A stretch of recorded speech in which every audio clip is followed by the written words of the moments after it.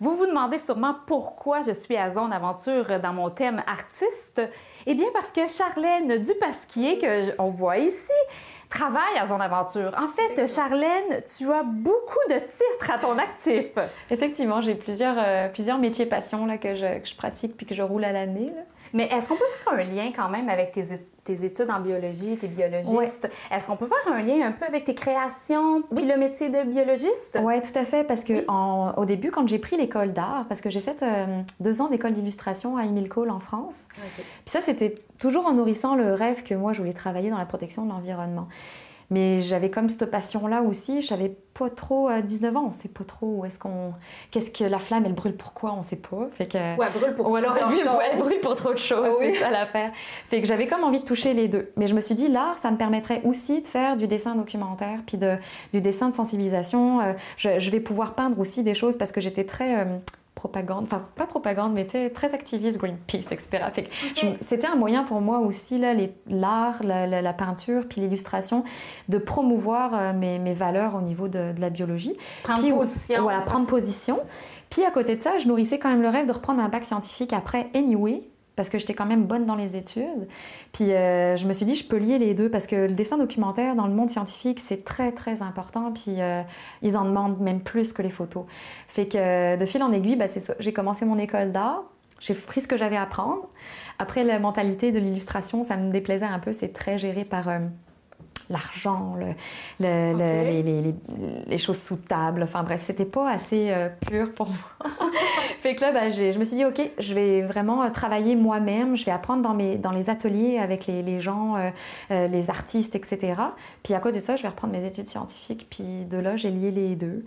Puis ça a été très... Ça m'a ouvert beaucoup de portes parce que du coup, lors de mes mémoires universitaires, j'ai publié mes premiers livres de détermination naturaliste. En fait, c'était comme un livre de détermination sur les micro-mammifères, par exemple. Mais là, on peut faire aussi un lien. Tu n'es pas seulement biologiste de nature, tu es aussi écologiste de nature. Oui. Parce que tu ne peins pas sur des toiles. C'est du matériel... C'est du matériel recyclé. En fait, surtout sur du bois, parce que j'adore la matière du bois. Puis...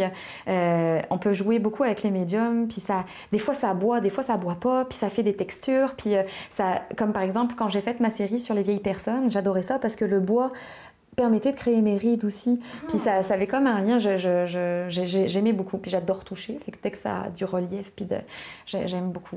Puis ça me permet de recycler les choses que les gens ne servent plus. Fait que quand je passe dans la rue puis que je vois des grands panneaux de bois ou même de vieux lisorels, ou ça peut être même d'autres affaires que du bois, là. Des entrées laminées aussi. C'est ça. Je récupère ça puis je peins là-dessus.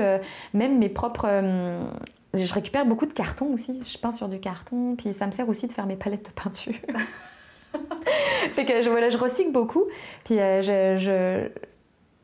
faut vraiment que les choses soient vraiment abîmées là, pour que je décide de jeter, puis pas de récupérer, puis de m'en servir.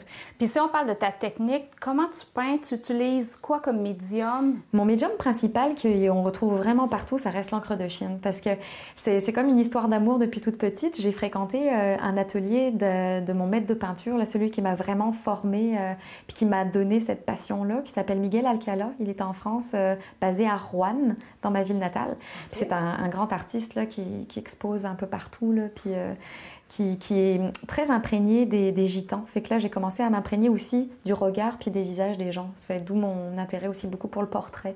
Là, on est ici dans la boutique de Zone Aventure. C'est là qu'on peut voir tes peintures. C'est là qu'on peut s'y procurer. Ouais. Est-ce qu'il y a une autre façon qu'on peut se procurer Oui, tout à fait. Déjà, tout simplement en me contactant moi.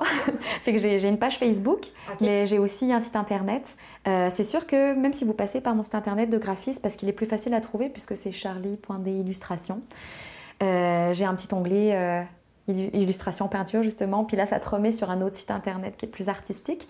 Là vous pouvez me contacter ici, puis c'est sûr qu'à Zone Aventure, moi j'expose tout le temps l'été, mais c'est sûr que même pendant l'hiver, si vous avez besoin de quoi que ce soit une commande ou tout simplement vous allez sur mon site puis vous voyez qu'il y a un tableau qui est encore en vente puis il vous plaît, il suffit juste de m'appeler ou de m'envoyer un mail, puis on s'arrange, je peux me déplacer, les gens se déplacent, pas de problème. Qu'est-ce qu'on te demande le plus de faire comme commande? La plupart du temps c'est des portraits.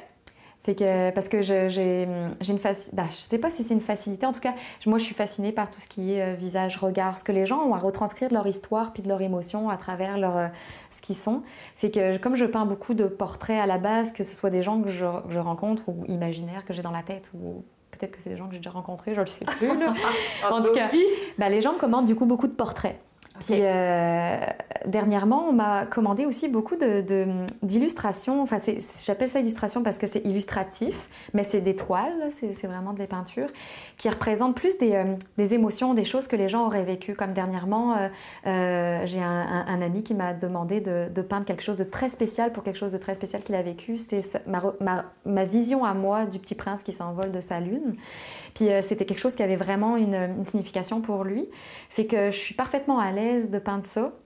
Mais tu gardes toujours ton style. Voilà, je garde toujours quelque chose qui me vient du ventre. Je peins avec mon ventre. Fait que si jamais c'est sûr que tu aimes pas mon style, ben je peindrai pas quelque chose qui me ressemble pas non plus. Fait que c'est sûr qu'il faut que ça te rejoigne à quelque part, même si je suis très polyvalente puis que je suis capable de, si tu me dis, ben moi je voudrais telle affaire, je veux tel portrait ou telle chose que je voudrais que tu illustres avec tel médium, ça, il n'y a pas de problème. Je m'adapte à beaucoup de médiums puis au contraire, j'aime ça. Fait que dans le fond, Charlène, on peut en conclure que tu es vraiment une femme aux multiples talents.